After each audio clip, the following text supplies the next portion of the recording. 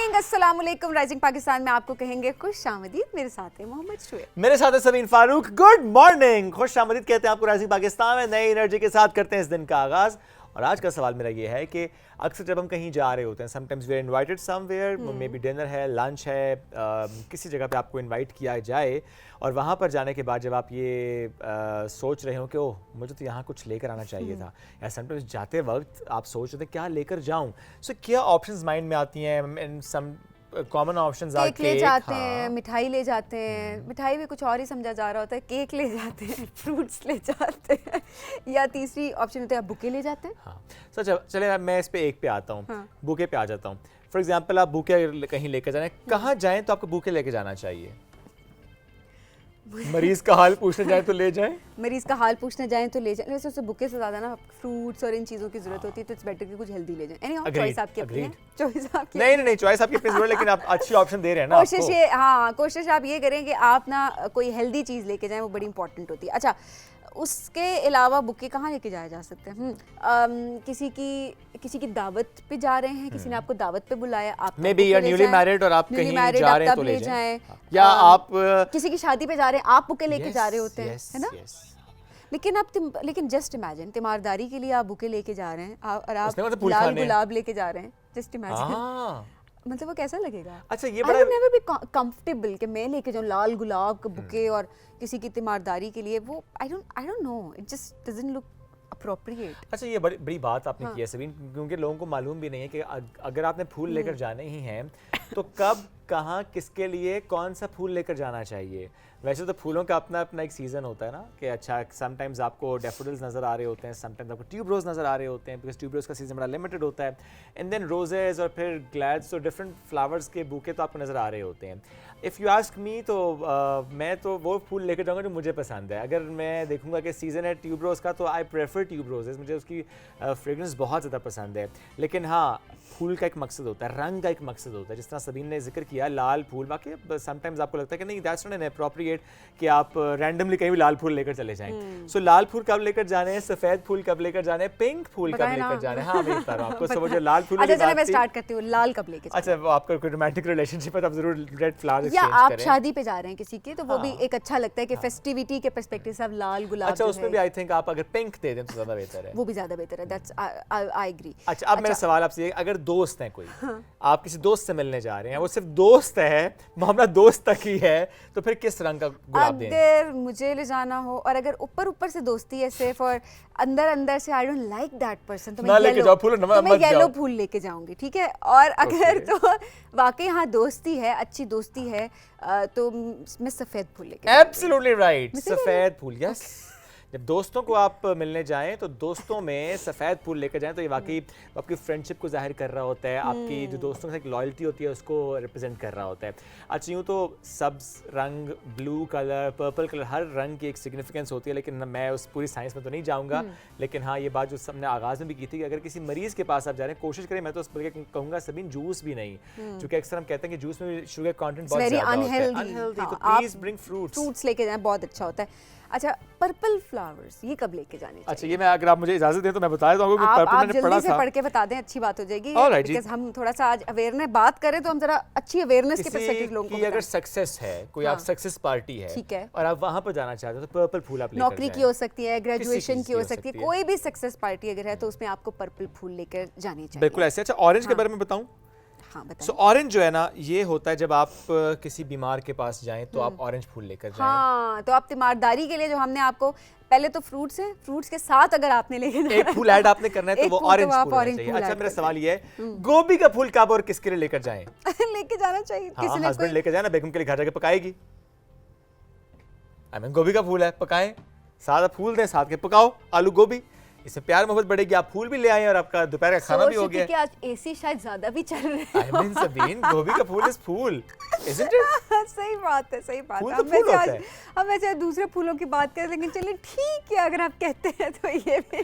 अच्छा, चलो यूँ कर लेते हैं, आप बुके वाले को कहें कि लाल फूलों के अंदर लगाए गोभी का फूल, सो आप बेगम से प्यार का इजहार भी करें। और वो अगर फूल वो बड़ा हैवी भी होता है, तो अगर पड़ चढ़ गया तो फिर वो कुछ कहा नहीं जा सकता। गोभी का फूल लेके जाना, गमले के साथ लेकर नहीं जाना ना। गोभी, अरे गोभी का फूल अच्छा खासा हैवी होता है शोएब। हाँ होता तो है। तो हाँ तो वो अगर आके आप कोई तो कैच करें ना, कैच करें, छोटे छोटे पीस करें उसके। तो नाजरीन टिप ये है कि अगर आपने बेगम के लिए गोभी का फूल लेकर जाना है तो आपने साथ में अच्छी कैच की प्रैक्टिस भी करके जानी है, अदरवाइज मामला खराब हो सकता है and we will not be responsible. हम ये प्रिकॉशंस के साथ आपको एक रिकमेंडेशन दे रहे हैं। लेकिन मैं फिर आपसे कहूंगा आप जरूर लेके जाएं, कोई मसला नहीं है, गोभी का फूल लेके सब आज आप लेके जाएगा, ठीक है? एंड देन हमसे ना एक्सपीरियंस भी शेयर कीजिएगा। नहीं, वो मेरे घर में गोभी नहीं खाते। पसंद नहीं है, मेरे घर में गोभी नहीं खाते। डॉक्टर ने मना किया गोभी नहीं खानी।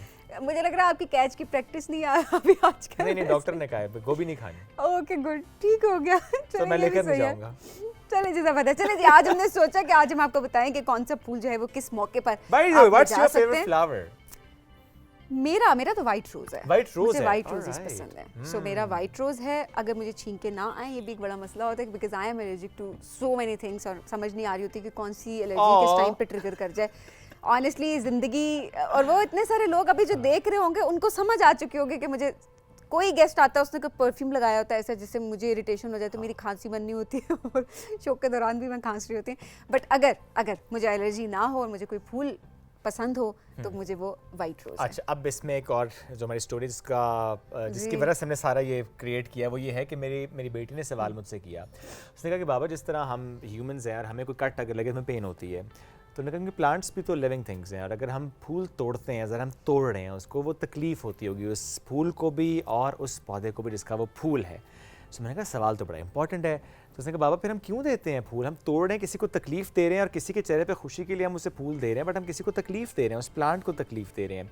सो I mean that was a question. और बच्चे इस तरह के सवाल करते हैं। तो मैंने खैर उससे पहले तो कहा कि नहीं बेटे हम मछली भी तो खाते हैं, आई मीन हम जो चीज़ें खा सकते हैं वो कंज्यूम भी तो कर रहे होते हैं, बट उसने कहा बाबा वो तो खाने के पर्सपेक्टिव से है ना। बच्चों की बातों में बाज़ औक़ात बड़ी लॉजिक होती है एंड इट्स गुड कि आप उनके क्वेश्चंस को डिस्करेज ना करें, आप उनको एनकरेज करें, डिस्कस करें उसको। Exactly, so it's something really good कि आपने इतना अपने बच्चों को फ्रीडम दिया हुआ है, स्पेस दी हुई है, स्पेशली उनकी क्रिटिकल थिंकिंग डेवलप हुई हुई है कि वो they can ask anything and then it's up to us कि हम उसको केटर किस तरीके से। अच्छा, इसमें एक बात ऐड भी करता हूँ सबीन, जो कि हम अक्सर ये सुनते हैं ना अपने आसपास कि बच्चा कोई सवाल करें कहते नहीं इट्स नॉट एज अप्रोप्रिएट। अच्छा, मेरा इसमें पर्सपेक्टिव बिल्कुल डिफरेंट है।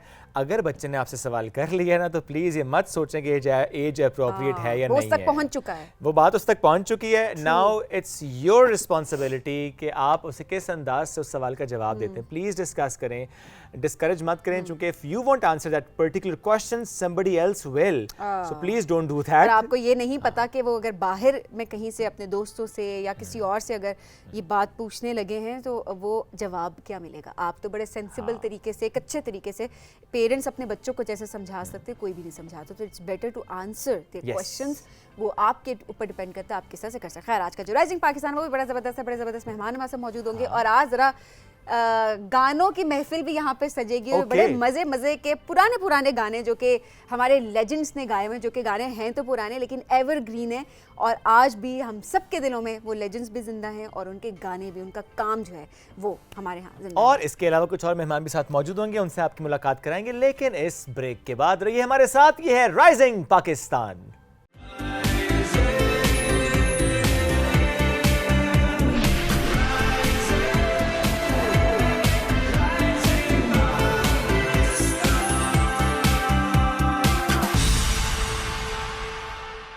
बैक टू राइजिंग पाकिस्तान में आपको कहेंगे खुशामदीद। और जिंदगी में भागना बहुत जरूरी है। जिंदगी में भागना जरूरी है, जिंदगी से भागना जरूरी नहीं है। एग्जैक्टली, ये मैं और से, ये देखिए एक छोटा सा जो लफ्ज होता है ना वो कैसे पूरा मतलब पूरे जुमले का बदल सकता है। सो जिंदगी में भागना बहुत जरूरी है ताकि आप कहीं पीछे ना रह जाएं।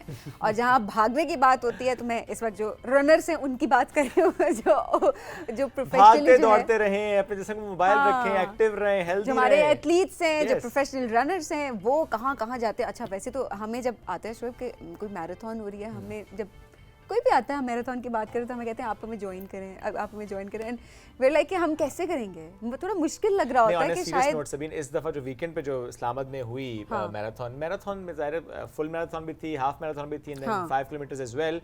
सो ऑनेस्टली मेरा प्लान तो था कि मैं जाऊंगा, but I was not here in Islamabad, तो आई कुडंट जॉइन दैट. अच्छा, उसमें बड़ा प्लान था. अच्छा शोएब, उसमें बड़े मेंबर्स थे, 3000 से ज़्यादा मेंबर्स थे, और उसके अंदर जो फॉरेनर्स थे वो भी मौजूद थे. ठीक है, सिफारतकार भी काफ़ी सारे मौजूद थे. सो एक बड़ा ही ज़बरदस्त इवेंट हुआ था.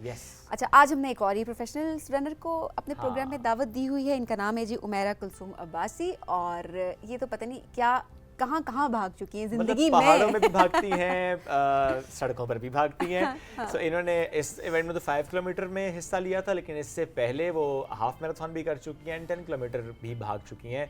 सो ये भागती रहती है, ये क्यों इतना भाग रही हैं, इस पर हम बात करेंगे. भागने से कितना फायदा होता है. अभी सोफे पे बैठी हुई है. उमैरा हमारे साथ मौजूद है. अस्सलाम वालेकुम, कैसी हैं आप? अल्हम्दुलिल्लाह मैं ठीक. किससे भाग रही हैं? किसी से नहीं भाग रही है, अपने आप को बस मोटिवेट कर रही हूँ कि हम कुछ कर सकते हैं. रनर्स का तो यही है, और दूसरों को भी अवेयरनेस दे रहे होते हैं कि आप लोग भी इसमें पार्टिसिपेट करें. जैसा कि ये बिज़ी हमारी लाइफ इतनी ज़्यादा हो चुकी है, और हम सोशल मीडिया में और इन सारी चीज़ों में करियर को लेके और सारी चीज़ों को लेके, तो इसलिए फ़िज़िकल फिटनेस रखना भी बहुत ज़रूरी है. That's true. और ये कितना अच्छी बात है कि वैसे इवेंट्स में लड़कियों की शमूलियत बहुत ज़्यादा में नज़र भी आ रही है, यानी फैमिली की शमूलियत नज़र आ रही है. बच्चे भी भाग रहे होते हैं इस इवेंट में, मैंने बच्चों को भी देखा. अच्छा, पूरी पूरी फैमिलीज गई होती हैं मैराथन्स में. और अच्छा, ऑर्गेनाइजर्स को तो मैं बहुत अप्रिशिएट इसमें करूँगी, जो पूरा एक माहौल क्रिएट करते हैं. उससे पहले प्रॉपर एडवर्टीजमेंट होती है, एंड देन रेट बड़ा कम रखा हुआ होता है, और कुछ तो बिल्कुल फ्री होती है मैराथन से हम देख रहे होते हैं. लेकिन वो फैमिली के लिए एक माहौल क्रिएट करना बड़ी ज़बरदस्त एक वो चीज़ हो जाती है. सो उमैरा, आपका एक्सपीरियंस कैसा रहा अभी, और इससे पहले भी क्या क्या अचीव आप कर चुकी हैं रनिंग के पर्सपेक्टिव से? मेरा एक्सपीरियंस तो मुझे बहुत अच्छा लगता है जब सबको मैं देखती हूँ, डिफरेंट एज ग्रुप के लोग जब हमारे साथ रनिंग करते हैं, स्पेशली जब हम अपने से ओल्ड एज के लोगों को देखते हैं, तो अपना टाइम भी याद आता है कि हम भी इस टाइम पहुँचेंगे तो हम क्या करेंगे. तो लेकिन उनको देख के मोटिवेशन मिलती है कि नहीं, हम भी इस एज में जाके ऐसा कर सकते हैं. तो ये एक बहुत अच्छा एक इमेज मिल रहा होता है हम लोगों को भी, जो अभी यंग है, लेकिन हमने भी उस टाइम में पहुंचना है. और इसके साथ साथ लाइफ में भागना तो चाहिए. हाँ बिल्कुल ज़रूरी है. अच्छा, ये बताएं कि अभी जो 5 किलोमीटर रनिंग आपकी थी, इसमें कहीं पे ऐसा लगा कि नहीं थक गई हूँ? नहीं, बिल्कुल नहीं लगा. ऐसा कुछ भी नहीं हुआ, क्योंकि रेगुलर रनर तो हूँ ही, लेकिन बिल्कुल ज़्यादा नहीं, इतनी ज़्यादा. ये कि गर्मी थी एकदम से. एक तो इस्लामाबाद के मौसम का भी पता नहीं लगता, कब बहुत ज़्यादा गर्मी लगती है, कब बहुत ठंड लगती है. नहीं, अब तो वैसे पता चल चुका है, अब अनप्रेडिक्टेबल नहीं रहा. वैसे सुबह ठंड होती है, 11 बजे के बाद गर्मी शुरू हो जाती है, और फिर शाम को 4 बजे तक गर्मी रहती है, 4 बजे के बाद दोबारा ठंड हो जाती है. लेकिन अब इस्लामाबाद तक सूप और आइसक्रीम दोनों का मौसम तो हमने कहा हम आपको बता दें कि अब आप जो प्लान करें ना, वो फिलहाल के लिए इस हिसाब से आप प्लान कर सकते हैं. अच्छा, मेरा रनिंग आपको मोटिवेटेड किस तरीके से रखती है? रनिंग से ये होता है कि आप जितनी भी नेगेटिव चीज़ें हैं उनसे दूर रहते हैं, और रनिंग इंसान को नया कुछ करने का मतलब एक आइडिया दे रही होती है कि आप लाइफ में कुछ भी कर सकते हैं. ये नहीं है कि आप हाउस वाइफ, मैं एज अ हाउस वाइफ जाती हूँ रनिंग के लिए, अपने हस्बैंड की सपोर्ट की वजह से. पहले जब सिंगल थी तो अपनी मदर की सपोर्ट, और एक होता है ये फैमिली में ये चीज़ बहुत इंपॉर्टेंट होती है. साथ लेके जाते हैं, वो कहते हैं जाओ जाओ. नहीं, हस्बैंड सिर्फ मुझे ही भगा रहे हैं आजकल. खुद नहीं भाग रहे. हाँ. तो ये कि उनकी सपोर्ट की वजह से ये कि मैं पार्टिसिपेट भी करती हूँ, और मुझे मोटिवेशन मिलती है, और मैं बहुत अच्छा और नया फील करती हूँ. अच्छा, वैसे ओवरऑल फैमिली की सपोर्ट इसके अलावा आपको कितनी मिलती है? जी, ओवरऑल अप्रिसिएशन बहुत ज़्यादा इंपॉर्टेंट होती है रनर्स के लिए, चाहे वो फ्रेंड्स की तरफ से हो, चाहे वो फैमिली की तरफ से हो. तो ये एक बहुत, और रनर जब रन करके आता है तो स्पेशली जब उसको इंकरेजमेंट मिलती है, अप्रिसिएशन मिलती है, तो वो उसको नया और ज़्यादा करने का दिल करता है. इसी वजह से वो और ज़्यादा मैराथन्स में पार्टिसिपेट करता है. और जैसे मैं अपनी बात करूं तो जब मैंने नथिया गली का जैसे किया था ट्रेल का हाफ मैराथन किया था, तो उसके बाद आने के बाद ये कि मेरे नेल्स भी निकल गए थे.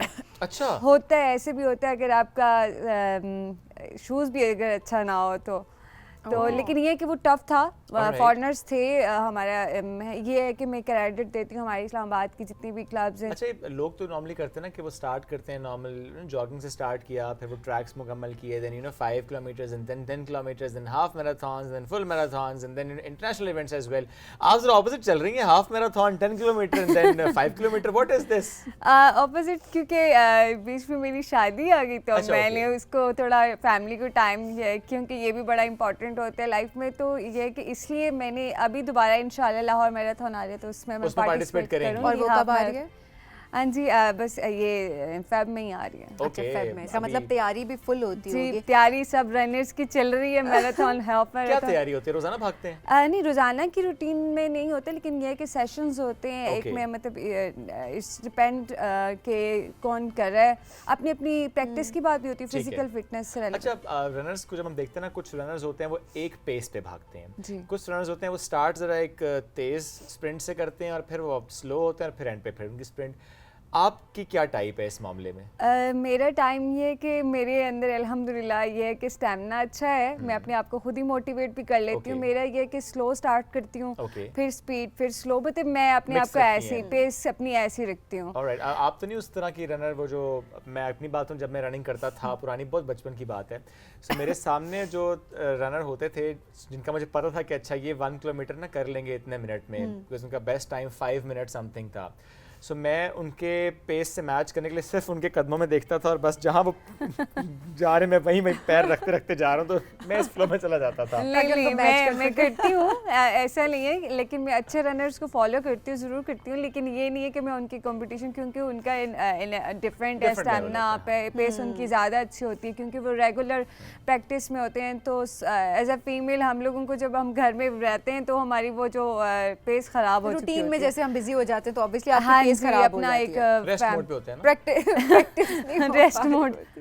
हाँ जी। अच्छा, तो मेरा डाइट का कितना रूल होता है इसके अंदर? क्या इसके लिए भी कोई स्ट्रिक्ट डाइट फॉलो करनी होती है जब मैचेस को देख रहे होते हैं? हाँ जी, बिल्कुल फ्रेश डाइट लेनी पड़ती है, और बिल्कुल मैं यही प्रेफर करती हूँ कि मैं बाहर से इतना ज़्यादा ना खाऊं, जिससे आप हस्बैंड से कहते हैं ये बना दो? हस्बैंड मेरे इधर है नहीं, तो मैं खुद ही अपने लिए कुछ भी ठीक है। उनकी मोटिवेशन मेरे बंदे साथ का खाना बनाना होता है, मैं बना लेती हूँ बस। हाँ, मैं ये कि टाइम टेबल से रेगुलर मतलब ट्राई कर रही होती हूँ। नींद अच्छी रखनी पड़ती है, आप एक अपनी नींद अच्छी रखें, ये बहुत मैटर करता है। कितने घंटे अच्छी नींद क्या होती है? आप तो कहते हैं 6 घंटे सो लें, वो भी बहुत बड़ी बात है। 12 घंटे तो कम से कम होनी चाहिए। कितनी नींद वैसे? मैं तो अपनी 8-9 घंटे की तो लाजमी करती हूँ, या कभी ज़्यादा अगर कर लूँ तो मुझे थकावट होना शुरू हो जाती है। हाँ, वैसे ये बात होती है। जब थकती है फिर सोती हैं? हाँ, मैं अपने को आपको थकाती हूँ तो फिर सोती हूँ। नहीं, ज़्यादा सो के जब उठती हैं थकी भी होती हैं तो फिर दोबारा सो जाती हैं आराम करने के लिए? फिर कर लेती हूँ कभी कभी मैनेज, जब फिर मैनेज करती हैं कि असल वाला थक ले दिमाग। हाँ, वो बहुत ज़रूरती, बहुत शरारती है, मैं बता रही हूँ। कभी कभी करनी चाहिए, शरारती अच्छा होता है। So all the best for the Lahore event जी, बड़ा अच्छा लगा, और ये बड़ी अच्छी बात है कि हम देखें लड़कियां आगे बढ़ रही हैं, और देखें स्पेशली शादी के बाद हम देखते हैं नॉर्मली लड़कियां अच्छा नहीं, रनिंग छोड़ दी, एक्सरसाइज छोड़ दी है जी, family time it's important, family time, but at the same time अगर आपका एक शौक है, आप करना चाहते हैं अपने बैलेंस फिट रखने के लिए, बैलेंस करके चलें। Absolutely, I mean live your passion. बहुत शुक्रिया हमारे साथ मौजूद थी, गुफ्तगू की आपने। हमें एक ब्रेक की तरफ बढ़ना है, ब्रेक से वापस आएंगे, रहिए हमारे साथ। ये है राइजिंग पाकिस्तान।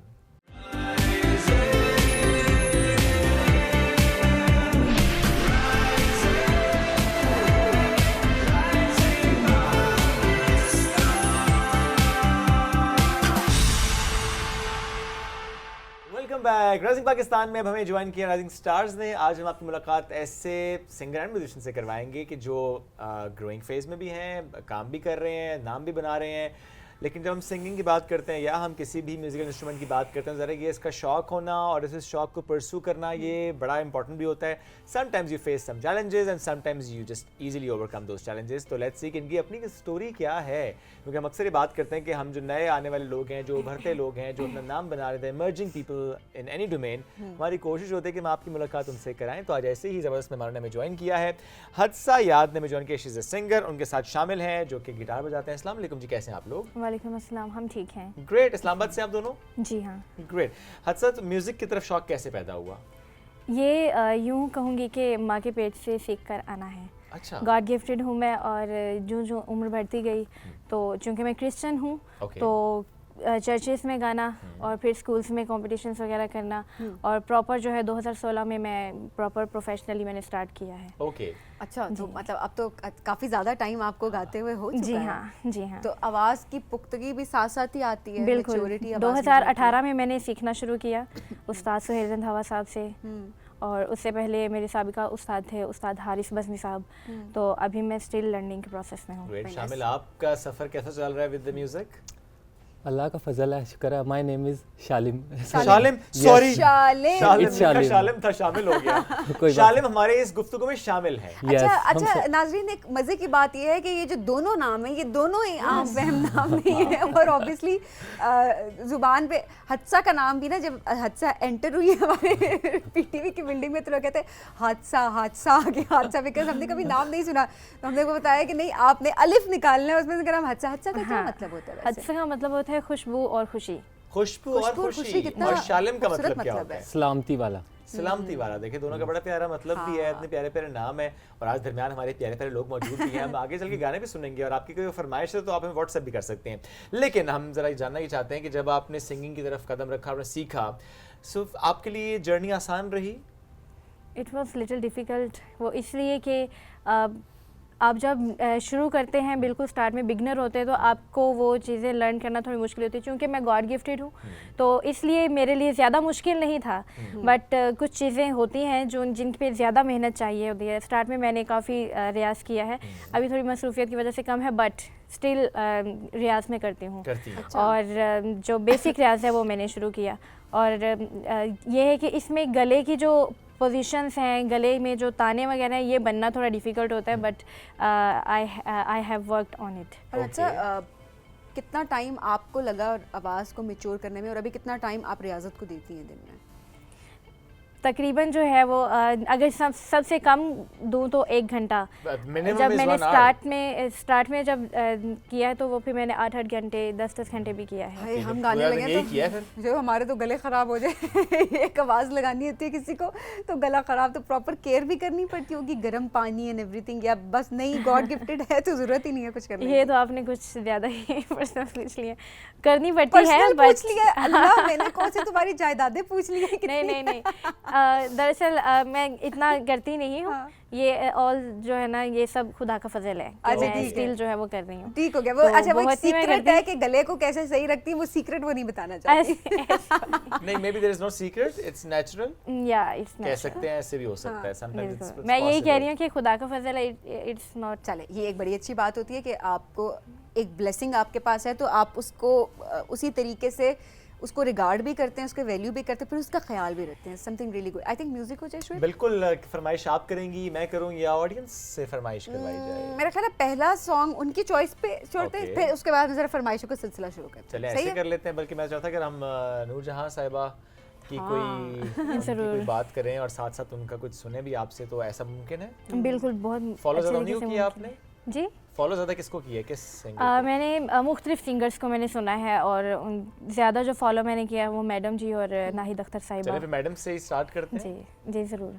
मैं उनकी एक गज़ल पेश करूँगी, नियत शौक, जो कि ज़्यादातर लोगों की फेवरेट होती है, मेरी खुद की भी है। क्या बात है।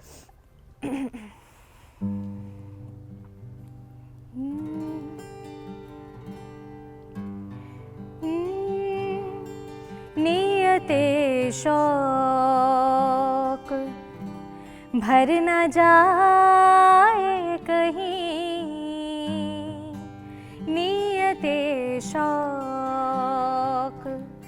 भर न जाए कहीं, तू भी दिल से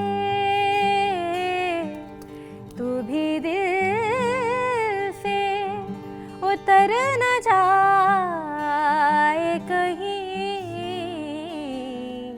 नियते शौक भर न जाए कहीं। आज देखा है तुझको देर के बाद, आज देखा है तुझको देर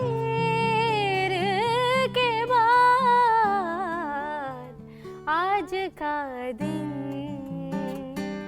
गुजर न जाए कहीं, आज का दिन गुजर न जाए कहीं,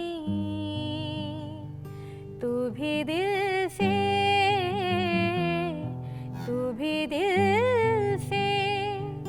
उतर न जाए कहीं,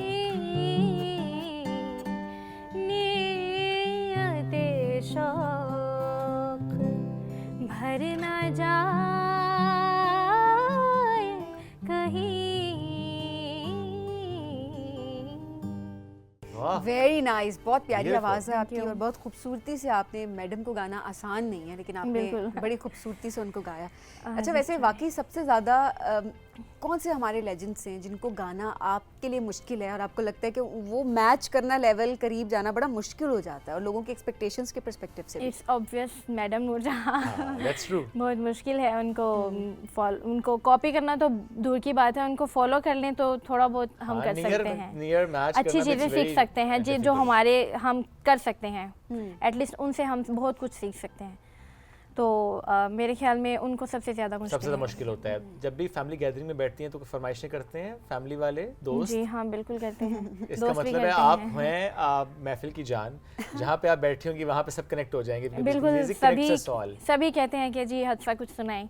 तो स्कूल में भी ऐसा अक्सर होता है, मेरी फ्रेंड्स आकर कहेंगी और सम टाइम टीचर्स जो हैं वो कॉलेज टाइम में तो मैंने पढ़ा ही नहीं है, सिर्फ इसी की वजह से, क्योंकि कॉम्पिटिशन्स वगैरह होते थे और मेरे टीचर्स छोड़ते नहीं थे जब भी, और आए दिन कोई ना कोई कॉम्पिटिशन होता था जिसमें मुझे जाना पड़ता अच्छा, था। इसका मतलब प्रोफेशनली भी देखें आप इसको बहुत अच्छे से मजीद परसू भी कर सकती हैं। आपकी बिल्कुल। स्टडीज़ किस में मैं हैं? इसको कर रही हूँ, मेरी स्टडी वैसे तो साइकोलॉजी में है और इसमें मैंने फर्दर जो कंटिन्यू करने का सोचा था म्यूजिक थेरेपिस्ट का। Music therapist? या it's a very different okay, है ना? म्यूजिक से therapy, music is a therapy, that I know, but हाँ।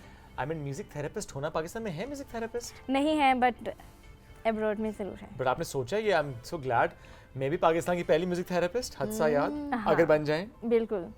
अच्छा, तो वैसे आप वाकई इसको परस्यू करें, हम very now we really want, क्योंकि म्यूजिक जो है वो टोटली साइंस है। तो म्यूजिक जो है आप खुद ही सोचें कि आम लोग जो हैं वो जब ज़्यादातर लोग सैड होते हैं तो वो म्यूज़िक की तरफ जाते हैं, म्यूज़िक सुनना पसंद करते हैं, और सम टाइम जब हम हैप्पी होते हैं तो म्यूज़िक को हम सुनते हैं, हर जगह में म्यूज़िक मौजूद है। अच्छा, तो क्योंकि music आप से heal साइकोलॉजी से भी आपका ताल्लुक है तो एक बड़ा इंटरेस्टिंग क्वेश्चन, हम अक्सर देख रहे होते हैं कि जब आप उदास होते हैं तो आपको उदासी वाले गाने आप थ्रू आउट सुन रहे होते हैं, खुश होते हैं तो खुशी वाले गाने सुन रहे होते हैं। Exactly. क्या ये चीज़ ठीक होती है कि उदासी के टाइम पे आप उदासी वाले गाने सुने? क्या आपको वो मजीद डाउन नहीं कर रहे होते? एग्जैक्टली, आप बिल्कुल ठीक कह रही हैं। हम लोगों को लगता है शायद हम सैड हैं तो सैड सुनने से हम अच्छा फील करेंगे, लेकिन अकॉर्डिंग टू साइकोलॉजी जो हमारे, अगर हम सैड हैं तो हमें मोटिवेशनल सॉन्ग सुनने चाहिए जो आपको मोटिवेट करें। दिल ही नहीं करता। दिल ही नहीं करता, ऐसा बिल्कुल ऐसे लगता है कि दिल करता है कि वो बस आपने से करवाना है।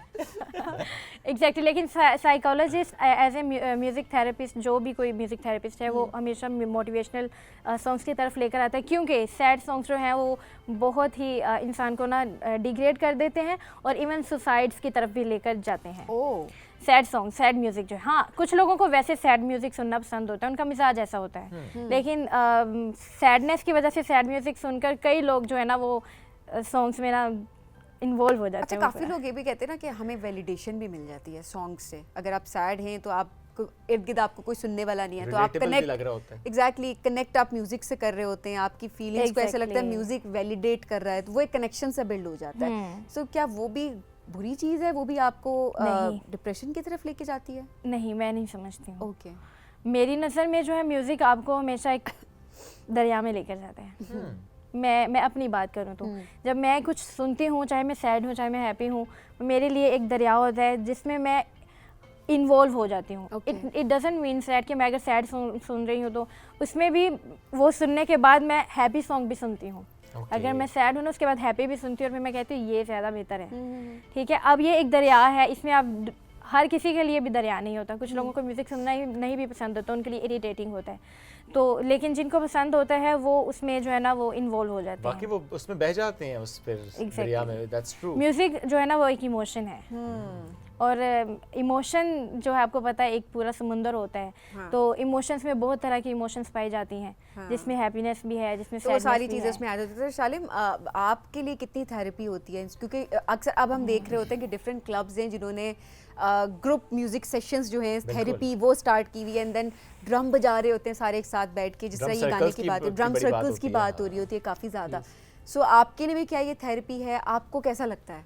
जी बिल्कुल, मैंने अभी पिछले दिनों ना गिटार में क्योंकि मुझे अभी म्यूज़िक में है तो बचपन से हूँ, क्योंकि घर में म्यूज़िक है, बड़े भाई हैं वो करते हैं म्यूज़िक, तो बचपन से ही कर रहा हूँ। लेकिन गिटार अभी मुझे 5 साल हुए हैं, तो म्यूज़िक से रिलेटेड लोग जानते हैं कि 5 साल कुछ भी नहीं होते म्यूज़िक में। तो मैंने जितना भी सीखा ना, इसमें यही सीखा है कि मतलब गिटार की 6 स्ट्रिंग्स हैं, लेकिन इसमें 1000 ऑफ हैप्पीनेस हैं। यस, और आप उसको एंजॉय कर रहे हैं, Enjoy और कर आपको रहे वैसे हैं। बहुत से और लोग एंजॉय कर रहे होते हैं। बेशक। इंडियन जैमिंग सेशंस हो रहे होते हैं, तो उसमें भी Yes. हम सब बड़ा कनेक्ट करते हैं एक दूसरे के साथ, स्पेशली जो म्यूज़िक को पसंद करते हैं और म्यूज़िक के साथ वो जुड़ जाते हैं। कुछ और फरमाइश करें? मैं करूँ आप फरमाइश? करें। आप ज़रा सुना दें हमें किसी मेहरबान आके। ओह, हाँ, that's ये a nice Nahid one. Akhtar साहिबा का नाहिद है, अख्तर साहिबा जो का। कि मेरी सेकंड मोस्ट फेवरेट है। वाओ।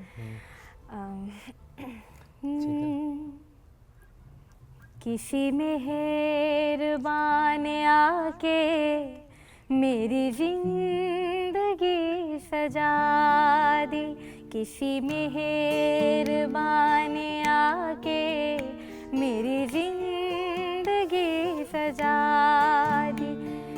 मेरे दिल की धड़कनों में, मेरे दिल की धड़कनों में नई आरज़ू जगा दे, किसी मेहरबानी आके मेरी जिंदगी सजा दी। मेरी चाहतों का अब तक ना असर हुआ किसी पर, मेरी चाहतों का अब तक ना असर हुआ किसी पर। उन्हें कुछ खबर नहीं है, उन्हें कुछ खबर नहीं है, यहाँ जिंदगी गवा दे, किसी मेहरबान आके मेरी जिंदगी सजा दी, किसी मेहरबान आके मेरी जिंदगी सजा दी। वाह, जबरदस्त। किसके लिए था? मेरे लिए that was direct. And she was like, करिए, इधर नहीं बता सकती। आउट ऑफ सिलेबस क्वेश्चंस पूछते हैं। मोहब्बत अच्छा हुई ये- है? उनकी अम्मी अब्बू देख। ये मुझे आउट ऑफ क्वेश्चंस है ना, वो out Out of of syllabus question. Syllabus जो क्वेश्चन है मुझे पसंद नहीं है। पसंद नहीं आते। अच्छा पसंद नहीं मैं है, मुझे सॉल्व करना भी नहीं पसंद। लेकिन वही फिर बात भी है। मतलब जब एग्जाम आ जाता है, सवाल आता है, तो गलत सही कुछ तो आपको जवाब तो देना ही होता है ना। खाली पेपर छोड़ के आती है? मैं वहाँ पे ये लिख दूंगी कि मेरी मर्जी, मैं बताऊँ ना बताऊँ। हाँ, तो आप कह देना कि आपके आप जैसे सलीम का आपने कहा था वेरी पर्सनल क्वेश्चन। नहीं, वो टीचर कहते हैं वेरी ना good question. Please next question.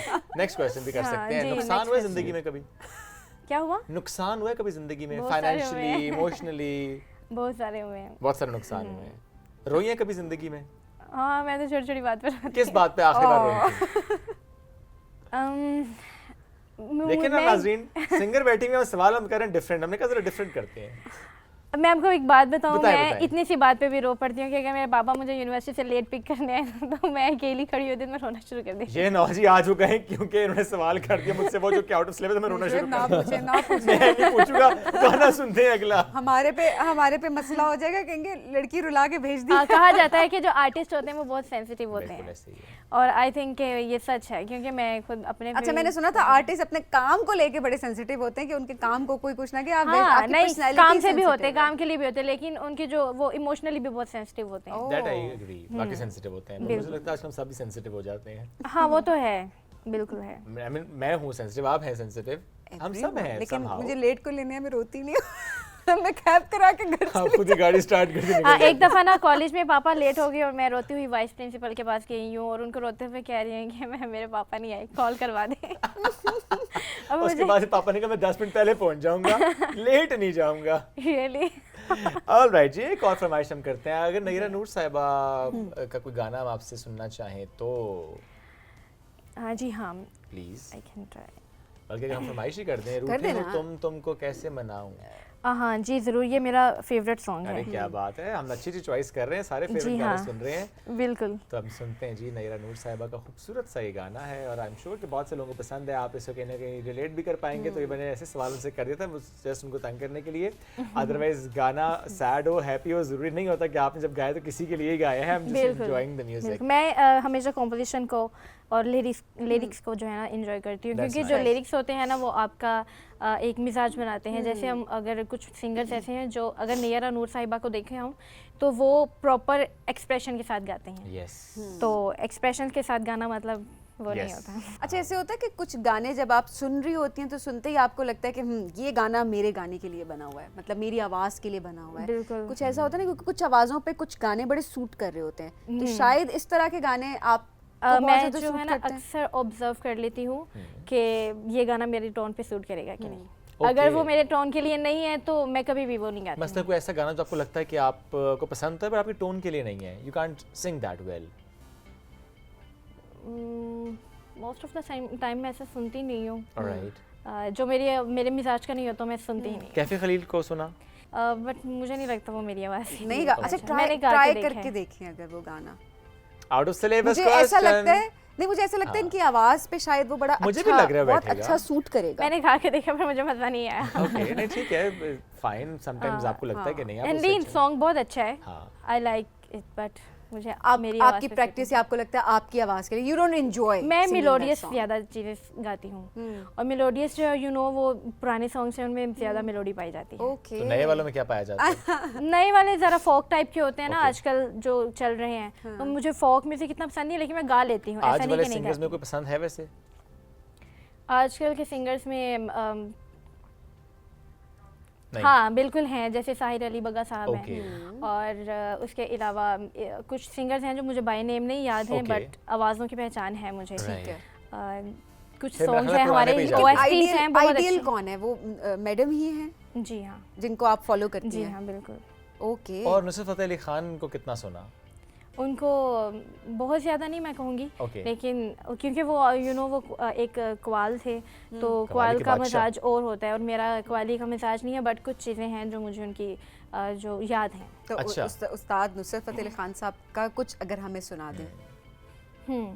सांसों की माला पे। प्लीज। जरूर। अरे हाँ, वाह, ये क्या बहुत चॉइस अच्छा है, सॉन्ग है और मुझे पसंद क्या है ये। चॉइस है।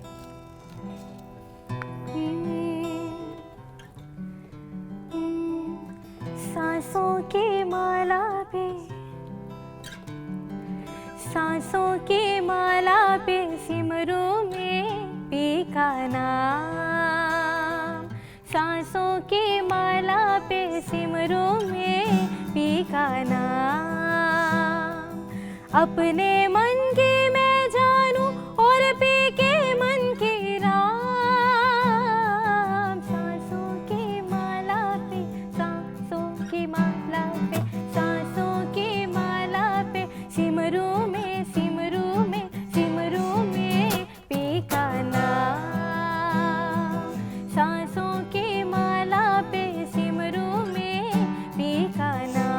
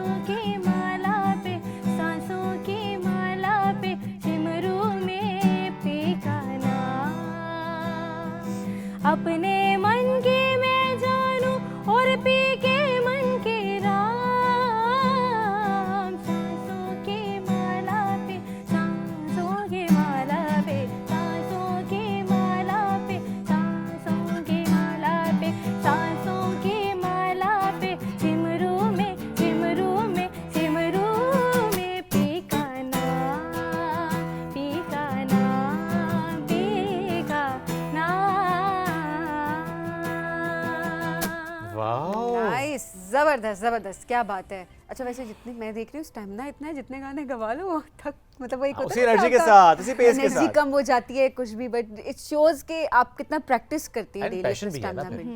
हाँ बिल्कुल। आई मीन जब पैशन हो तो आई थिंक आप नहीं थकते। हाँ बिल्कुल ऐसा है। और समटाइम ऐसा होता है जब हमारे घर में कुछ गेस्ट आते हैं, सिंगर हैं वो, हम समटाइम रात को बैठते हैं ना तो हमारे सुबह के 3 बज जाते हैं Okay. और गाने नहीं खत्म होते और गला भी नहीं थकता। और आप एंजॉय करते हैं बिल्कुल। जिस चीज़ से आपको मैं कहूँगा कि प्यार होता है ना, जिस काम से आपको प्यार होता है, जिसको आप एंजॉय करते हैं, फिर वाकई में जितना मर्जी आपको करना पड़े आप नहीं थक रहे होते, आप उसे the more you do the more you enjoy actually. अच्छा जो इससे पहले आपने कॉम्पिटिशन्स की बात भी की थी, स्कूल लेवल पे भी, कॉलेज लेवल पे भी, अदरवाइज भी, उन कॉम्पिटिशन्स में कितना एंजॉय किया आपने? बहुत इन्जॉय किया और ज़ाहिर है जब विन किया हो तो फिर ज़्यादा इन्जॉय करता है। ज़्यादा एंजॉय बिल्कुल इंसान कर रहा होता है उसको।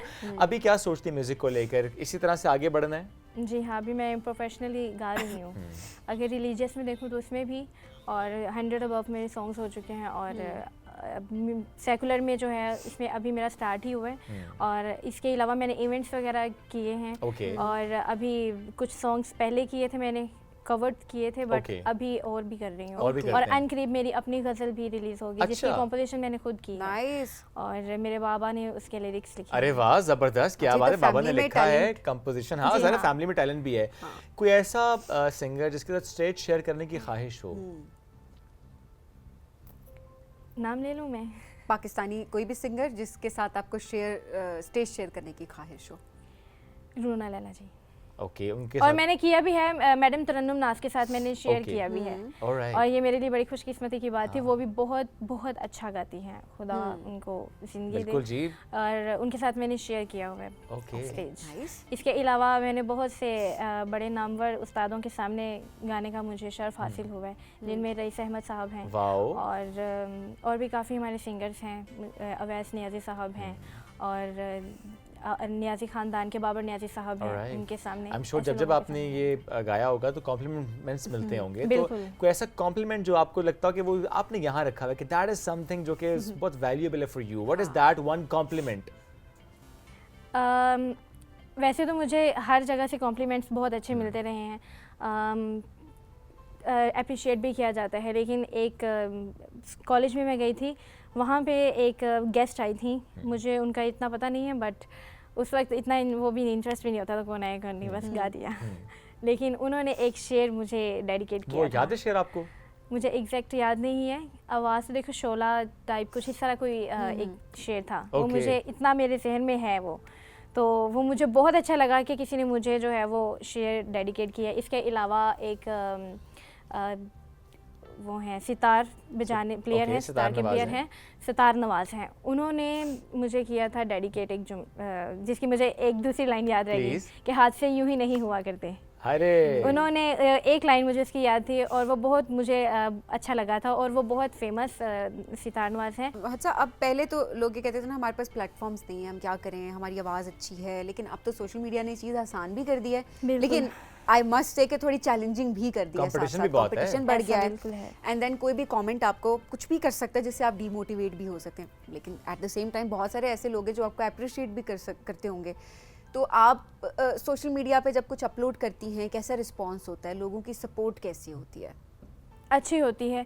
अगर मुझे कोई तनकीदी कमेंट भी करता है तो मैं उससे सीखती हूँ, क्योंकि मैंने कभी ये नहीं समझा कि शायद मैंने गा दिया तो बहुत परफेक्ट है। मैं वैसे अपना बताऊँ तो मैं कोई भी वीडियो अपलोड करने से पहले मुझे चाहे 100 वीडियोस भी पहले बनानी पड़े ना, लेकिन छोटी सी भी कोई गलती हो तो मैं वापस पीछे चली जाती हूँ। Okay. तो इवन मेरे घर वालों की मुझसे शिकायत होती है कि लोग अन्य वहाँ चढ़ा रहे हैं और तुम्हारे वो कीड़े ही नहीं ख़त्म होते हैं। तो मुझे लगता है कि नहीं, ये कमी होगी तो कोई ना कोई बोलेगा, तो बेशक अगर कोई बोल भी देते हो तो मैं उससे लर्न करती हूँ कि वाकई ऐसा हो सकता है। तो आप अपने तो बहुत फूंक फूंक के कदम रख रही हैं। पता नहीं, ये आदत है, ऑलराइट, ये मे आदत बी है। पर्सनैलिटी का हिस्सा है। हाँ समटाइम्स होता है पर्सनालिटी का हिस्सा, बट वो आपकी वालिदा ने भी बात की है कि लोग करने वाला कर रहे हैं, ठीक है, कर तो रहे हैं, लेकिन आई मीन ये जो आपकी रिस्पॉन्सिबिलिटी है ये बड़ी इंपॉर्टेंट है। बिल्कुल। एंड आई थिंक हम सबको सीखना भी चाहिए इससे एक बात से कि रिस्पॉन्सिबिलिटी, आप जिस भी डोमेन में काम कर रहे होते हैं, आप बात कर रहे हैं, आप पोइट्री कर रहे हैं, आप सिंगिंग कर रहे हैं, आप म्यूजिकल इंस्ट्रूमेंट प्ले करते हैं, सो अगर आपको खुद सेटिस्फेक्शन नहीं है तो आई थिंक फिर तो आपको लगता है कि रुक जाना चाहिए ना उस वक्त। और हाँ, और परफेक्शन के साथ और बेहतरी के साथ। और अब हम ये देख रहे हैं जिस तरह कि इमर्जिंग हमारे जो सिंगर्स हैं, आर्टिस्ट हैं, वो बड़े इस रिस्पॉन्सिबिलिटी का मुजाहिरा करें, बड़ी चीज़ होती है। अच्छा, बाकी बहन भाइयों को भी शौक है सिंगिंग का? बिल्कुल, मैं बताना चाहूँगी, मेरा भाई तबला प्लेयर है और बहुत अच्छा बजाता है, और वो भी उसका भी, उसके लिए भी मैं यही कहूँगी कि माँ के पेट से सीख के है, क्योंकि वो 1.5 साल का था जब उसने अच्छा खासा रिदम स्टार्ट कर दिया था। अच्छा। और जैसे कि मैंने जी रिदम स्टार्ट कर दिया था, रिदम बजाना। और आहिस्ता आहिस्ता जो है उसने फिर जैसे जैसे बड़ा होता गया, उसके हाथ जो है ना, हाथ की पोजीशन वो गॉड गिफ्टेड होती है और बहुत अच्छा बजाता है वो। इसके अलावा मेरी सिस्टर्स हैं, वो अभी भी बजा रहा है मेरा भाई, बहुत अच्छा उस्तादों से सीखा हुआ भी है। और मेरी सिस्टर्स हैं, वो मेरी तरह तो नहीं गा रही, लेकिन सबके पास कोई ना कोई वॉइस क्वालिटी है। आगे कुछ मेरी सिस्टर्स हैं वो हाई नोट्स पे अच्छा गा सकती हैं, एक दो जो है ना वो इस तरह हाई नोट्स पे अच्छा गाती है, और एक जो है वो लो नोट्स पे अच्छा गाती है। गाया? बिल्कुल, एक हाई नोट पे, एकदम लो नोट पे, और बीच में आपका एक अपना स्टाइल। बिल्कुल गाते हैं हम, जब हम चर्च में गाते हैं तो हमारा यही होता है, जब लो नोट्स पे गाना हो तो मैं उसको कह देती हूँ, जो लो नोट्स इशारे चलते हैं, तुम्हारा नंबर है, तुम्हारा नंबर है, तुमने लो नोट्स पे गाना है, हाई नोट्स वाले मन को कहते हैं। आपको कहीं बाहर से किसी को बुलाना नहीं पड़ेगा, और आपको वैसे वाकई अपने सोशल मीडिया पे बहुत काम करना चाहिए, सो दैट यू नो आपको अप्रिशिएट करें, लोग जाने। अब तो पता नहीं कौन कौन से सिंगर कर रही हूँ मैं, सोशल मीडिया यूज़ कर रही हूँ, बट रेगुलर नहीं कर पाती हूँ, क्योंकि मैं टीचिंग भी कर रही हूँ, स्टडी भी कर रही हूँ, तो सिंगिंग में मेरा स्टूडियो का आए दिन कोई ना कोई काम होता है, तो कभी रिकॉर्डिंग होती है, कभी शूट होता है, तो फिर उस वजह से जितना मैं कर पाती हूँ उतना करती हूँ, लेकिन आने वाले दिनों में प्रॉपर जो है वो मैं किया करूँगी। चलिए, अच्छी बात है कि शौक है, लेकिन साथ साथ उसको इतना ज़्यादा भी नहीं आप कर पाते कि कभी कभी इंसान बोर भी हो जाता है ना। नहीं, काम भी तो शौक नहीं मैं कहूँगी, मैं इसे पैशन कहूँगी। पैशन है, तभी तो यहाँ तक पहुँची हैं और इसी को आगे लेकर चल रही हैं। हमें ब्रेक की तरफ बढ़ने के हम चाहते हैं कि इससे पहले कि हम ब्रेक की तरफ बढ़ें, हम कोई और कुछ सुन सकते हैं आपसे, एक आध और कोई गाना, कोई धुन अगर हम सुन पाएं। अगर फरमाइश कर दें? नहीं, मैं चाह रहा हूँ इस बार उनकी बिल्कुल मर्जी पे छोड़ते हैं, आपकी अपनी चॉइस पे। जब आप फैमिली में इकट्ठे बैठते हैं, किसकी ज्यादा फरमाइश होती है किसी एक ट्रैक की? If you can sing for us, इससे पहले कि हम ब्रेक की तरफ जाएं। मैं तेरे संग कैसे चलूं सजना, तू समंदर है मैं साहिलों की हवा, मैं तेरे संग कैसे चलूं सजना, तू समंदर है मैं साहिलों की हवा, तू समंदर है मैं साहिलों की हवा। क्या बात है, जबरदस्त हादसा। थैंक यू सो मच शालिम, बहुत शुक्रिया साथ मौजूद थे। इट वाज वंडरफुल सेगमेंट, हमने बड़ा एंजॉय किया। आई एम श्योर कि आपने बड़ा इसको एंजॉय किया होगा। Wish you all the best. Thank you. आप दोनों के लिए हमारी बड़ी दुआएं हैं जी, आप इसी तरह से आगे बढ़े, नाम बनाएं। हमें लेनी है आपसे एक छोटी सी ब्रेक के लिए इजाजत। ब्रेक से वापस आएंगे, राइजिंग पाकिस्तान में रहिए हमारे साथ। ये है rising Pakistan.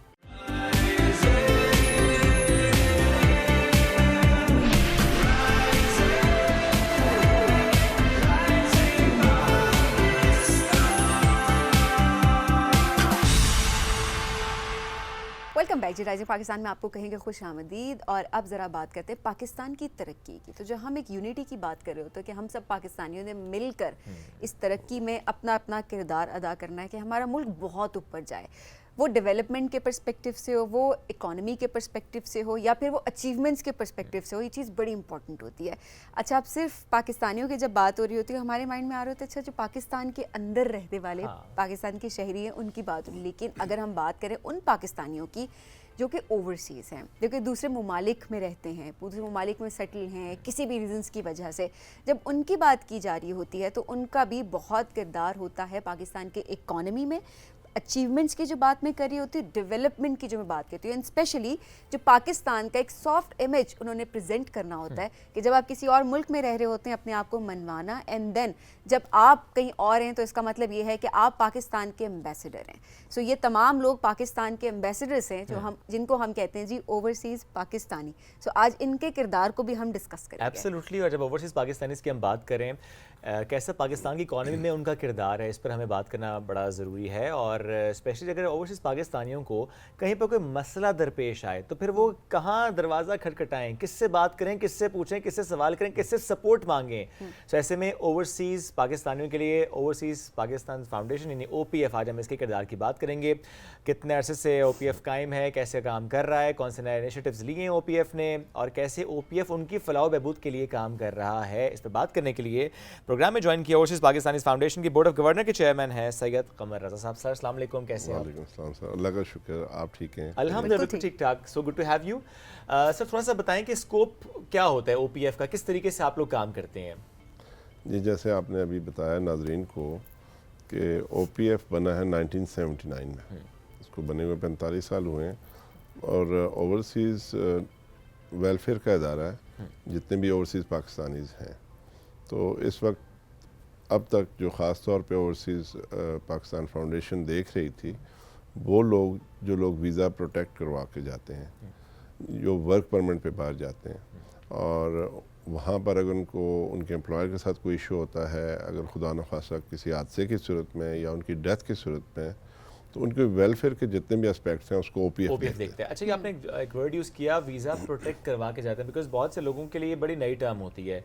Even for me, जब मुझे किसी ने कहा कि अच्छा वो वीज़ा तो लग गया है बट मुझे अभी प्रोटेक्ट की स्टैंप लगवानी है, I was like what is this stamp? So please बताएं कि वीज़ा प्रोटेक्ट की स्टैंप क्या होती है, कहाँ से लगती है, इसकी रिक्वायरमेंट क्या है और उसके बाद इसके बेनिफिट्स क्या हैं? जी हाँ, जब आप वीज़ा प्रोटेक्ट करवाते हैं, अगर आप वर्क परमिट पे जा रहे हैं तो ये आप पे लाजम है कि आप वीज़ा प्रोटेक्ट करवाएंगे। प्रोटेक्शन से मुराद यही है कि जब आप वीज़ा प्रोटेक्ट करवाते हैं तो आप इंश्योर्ड हो जाते हैं और OPF के साथ रजिस्टर्ड हो जाते हैं। और जब आप रजिस्टर होते हैं तो वहाँ पे अगर आपका कोई एम्प्लॉयर के साथ इशू होता है तो OPF आपको सपोर्ट करती है, हेल्प करती है, चाहे वो लीगल अफेयर्स हैं या अदरवाइज। और खुदा न ख्वास्ता कोई हादसा हो जाता है तब भी OPF स्टेप इन होती है, फिर आपको हेल्प करती है और आपके जो रिलेटेड चीज़ें हैं एम्प्लॉयर के साथ सेटल करवाती है। और ख़ुद भी OPF अगर इन केस ऑफ डेथ और in case of accident support करती है फाइनेंशियली। स्टेट लाइफ चूँकि प्रोटेक्ट करवाते हैं तो वो इंश्योर्ड भी होते हैं, तो उस तरीके से भी बीमारी की सूरत में भी बीमारी की सूरत में भी अच्छा जी। और इसी तरीके से जो एम्प्लॉयर के ज़िम्मे आपके वाजिबात होते हैं वो भी OPF हेल्प करता है उसमें। अच्छा, तो अच्छा कई सालों से अगर बात की जाए तो क्या क्या रिफॉर्म्स हैं जो कि लाई गई हैं इस हवाले से ओवरसीज़ पाकिस्तानियों के लिए? एक तो काफ़ी सारी चीज़ें भी आपने मेंशन भी कर दी, लेकिन क्या चीज़ें हैं जो कि नई की गई हैं और क्या आगे प्लान्स हैं फ़िलहाल? जी हाँ, इस ज़मन में जो पहले चीज़ें हो चुकी हैं उसमें ओवरसीज़ पाकिस्तानियों के लिए OPF हाउसिंग सोसाइटीज़ बनाई गई हैं मुख्तलिफ़ शहरों में। इसी तरीके से स्कूल और कॉलेजेस बनाए गए हैं मुख्तलिफ़ शहरों में, ताकि ओवरसीज़, इसमें एक ये सोच थी कि जब ओवरसीज़ अगर कोई बाहर से वापस आता है या उनके बच्चे हैं, अगर वो सऊदीया में रहे हैं, दुबई में रहे हैं, किसी भी मुल्क में रहे हैं, जब वापस आते हैं तो अगर मिडल ऑफ द ईयर भी हैं तो उनको एडमिशन गारंटीड है इन स्कूलों में और उनके लिए 50% डिस्काउंट भी है फ़ीस में। तो OPF के स्कूल्स आपको पता ही है, नॉन स्कूल्स हैं और बहुत बेहतर परफॉर्म कर रहे हैं। तो इस तरह के एडवांटेज किसी भी मुल्क से अगर कोई फैमिली ने मूव किया पाकिस्तान में, चाहे वो जनवरी में मूव कर रहे हैं चाहे अक्टूबर में मूव कर रहे हैं, तो वो स्कूल है या कॉलेज है तो उनके बच्चों को ये टेंशन नहीं है कि अच्छा वो कंटिन्यूटी कैसे आएगी तालीम में। दैट्स वेरी नाइस कि उनको एडमिशन बहरहाल मिलेगा। तो इसके अलावा जो बात करते हैं कि इश्यूज़ की, आपके पास कोई स्टैट्स भी हैं? कितने लोगों ने इश्यूज़ रिपोर्ट की OPF के साथ विद द एम्प्लॉयर और फिर आप लोगों ने वो सेटल डाउन करवाए हों? जो लोगों की कंप्लेंट्स हैं ओवरसीज़, जो हमारे पास 24/7 आप व्हाट्सएप कॉल के ज़रिए, ईमेल के ज़रिए आप रब्ता कर सकते हैं OPF से और आपके जो इश्यूज़ हैं आप उनको रिपोर्ट कर सकते हैं। अगर आप पोर्टल पे ख़ुद डिस्प्ले कर सकते हैं तो वेल एंड गुड, अदरवाइज़ चूँकि आप कनेक्ट हो जाते हैं हमसे, फिर नेक्स्ट मॉर्निंग हमारा स्टाफ खुद उनसे रब्ता करके एंट्री करके देता है और जो प्रूफ्स होते हैं, जो डॉक्यूमेंटेशंस है, उसको भी उनसे लेके उसको भी अपलोड करते हैं। और ये हमारा जो हम कनेक्टेड हैं प्राइम मिनिस्टर पोर्टल से। अच्छा, तो जो भी ओवरसीज़ के इश्यूज होते हैं, छोटा हो या बड़ा हो, तो वो हम उसको ओवरसीज़ पाकिस्तान को सॉर्ट आउट करते हैं और इसका जो सक्सेस रेट है अभी तक वो 81% है। 81%, तो that's a lot, I mean, क्योंकि इतने सारे लोग मुकीम हैं जब बाहर, और ऑब्वियसली हर एक के इश्यूज होंगे, वो जॉब के पर्सपेक्टिव से भी हो सकते हैं, वो किसी भी लिहाज से, तो उनको सॉर्ट आउट करना तो पूरी टीम काम करी है, पूरा सिस्टम काम कर रहा होता है। तो मैं नाज़रीन को एक और बात बताता चलूँ, खुशी की बात यह है कि कल हमने नैब हेडक्वार्टर, उनके साथ चेयरमैन नैब की मौजूदगी में, उनके डीजीज़ मौजूद थे, और हमारी तरफ से भी मैं as a chairman OPF MD भी, और हमारे डीजीज़ भी मौजूद थे, तो हमने उनके साथ MOU साइन किया है। और विद इन अ मंथ इंशाल्लाह नैब हेडक्वार्टर में भी ओवरसीज़ के लिए एक सेल बनने जा रहा है, और डेस्क कायम होंगे तमाम नैब के रीजनल ऑफिस में। जो ओवरसीज़ के कंप्लेंट्स होंगी, जो S लेवल की होंगी, उनको टॉप प्रायोरिटी पे नैब भी हमें सपोर्ट करेगी। कौन सी कंप्लेंट्स जो OPF नहीं डील कर पाएगा फिर नैब डील करेगा? जी हाँ, ऐसी चीज़ें हैं, कई ऐसी चीज़ें, फाइनेंशियल फ्रॉड्स हैं, कई लोगों के जायदादों के इश्यूज हैं। जैसे अक्सर ये शिकायत सुनने को मिलती है कि जी हम तो चूँकि बाहर मुकीम है, हमने यहाँ पे इन्वेस्ट किया, क्योंकि ऐड देखा किसी भी लेट्स सपोज हाउसिंग सोसाइटी में, और आपने वो डॉक्यूमेंट्स उनके चेक नहीं किए होते, बिकॉज समटाइम्स नहीं पता होता कि क्या डॉक्यूमेंट्स रिक्वायर्ड होते हैं किसी सोसाइटी के। हाँ, दैट्स ट्रू एक्चुअली। सो फिर बाहर वाले जब पैसे भेज देते हैं, वो पैसे फिर कहाँ जाते हैं पता नहीं चलता, तो नैब वुड डू दैट। जी बिल्कुल, वो स्टेप इन होंगे, वो हेल्प करेंगे। देखें जी, ओवरसीज़ का जो किरदार है पाकिस्तान की मईशत में, वो फिनोमिनल है। एब्सोल्युटली, उसको समझने की ज़रूरत है। अनफॉर्चुनेटली कई लोग अभी तक इसको समझ नहीं पाए हैं। जब भी किसी से बात होती है, वो कहते हैं पैसे हमें तो नहीं भेजते, गवर्नमेंट ऑफ पाकिस्तान को तो नहीं भेजते, अपने घर भेजते हैं। भेजते पैसे वो अपने घर हैं। उसके दो फ़ायदे हैं आपको। एक तो आपके पास ज़र मुबादला आता है, ठीक है, डॉलर्स आते हैं, चूँकि दुनिया के साथ रुपीज़ से डील नहीं हो सकता, उनसे डॉलर से डील होना है, तो एक तो आपको ज़र मुबादला मिलता है। दूसरा, वो पैसे जब आप डॉलर्स लेके उनको रुपीज़ देते हैं, तो वापस हमारी इकॉनमी में आके खर्च होते हैं। तो इस तरह से हमारी इकॉनमी चलती है। तो जो इस वक्त कंट्रीब्यूशन है, पिछले कुछ सालों से हम 30± पे बिलियन डॉलर्स रेमिटेंस थी। अल्लाह का शुक्र है, इस साल जो हाफ टर्म गुजरी है, जुलाई टिल दिसंबर, 17.5 बिलियन प्लस इस वक्त हमारी रेमिटेंस हैं। और अगर इसी एतबार से रेमिटेंस चलेंगी, क्योंकि मैं समझता हूँ चलेंगी बल्कि बेहतर होंगी, तो 36 बिलियन डॉलर ये रेमिटेंस पहुँचेंगी इंशाल्लाह इस साल। और इसमें एक और जो हमारी सोच, जो मैं समझता हूँ इस बात का, कि ओवरसीज़ जो हैं उनके मसाइल को समझने के लिए जो गवर्नमेंट ऑफ पाकिस्तान को कोई पैसे नहीं खर्च करने, सिर्फ अंडरस्टैंडिंग समझनी है, उनको तवज्जो देनी है आपने। और उनके छोटे छोटे मसाइल्स हैं जो कि मैं खुशी से ये बता सकता हूँ, जो इस वक्त मौजूदा हुकूमत है वो फुली फोकस है ओवरसीज़ के मसाइल पे, ओवरसीज़ की वेलफेयर पे, और ओवरसीज़ को किसी भी तरीके से फैसिलिटेट करने के लिए। वैसे मसाइल क्या होते हैं, थोड़ा सा बताएं कि क्या इश्यूज होते हैं ओवरसीज़ को जो आपसे रब्ता करते हैं? बिकॉज ये मैं इसलिए भी सवाल रख रहा हूँ ताकि जो ओवरसीज़ पाकिस्तानी नहीं जानते कि अच्छा अगर ये इशू हो तो क्या OPF हमें सपोर्ट करेगा या नहीं करेगा, तो what are those issues actually? देखें जी, सबसे पहले तो जो ओवरसीज़ पाकिस्तानीज़ हैं उनकी जायदादें यहाँ पे हैं, अपने करीबी अजीज़ रिश्तेदार ही उन पर काबज़ हो जाते हैं, ठीक है। तो जो जायदादों के मसाइल हैं, ये सबसे टॉप पे हैं, ठीक है। उसके लिए जब से मैं आया हूँ, मेरी टॉप प्रायोरिटी यही थी कि हमने इन इश्यूज़ को एड्रेस करना है। तो उसके लिए हमने रिक्वेस्ट की, और मैं मशकूर हूँ मौजूदा हुकूमत का, प्राइम मिनिस्टर ऑफ पाकिस्तान का, और सैयद यूसुफ रज़ा गिलानी साहब का, और हमारे जो मिनिस्टर हैं सालिक चौधरी साहब का, और बाकी जिन जिन लोगों ने इसमें असर डाला है। तो पहली दफ़ा फर्स्ट टाइम ये कानून बना है कि ओवरसीज़ के लिए स्पेशल कोर्ट, ओके, ठीक है। और वो कोर्ट ये है कि वो डिस्ट्रिक्ट एंड सेशन कोर्ट होगी, स्पेशल कोर्ट होगी।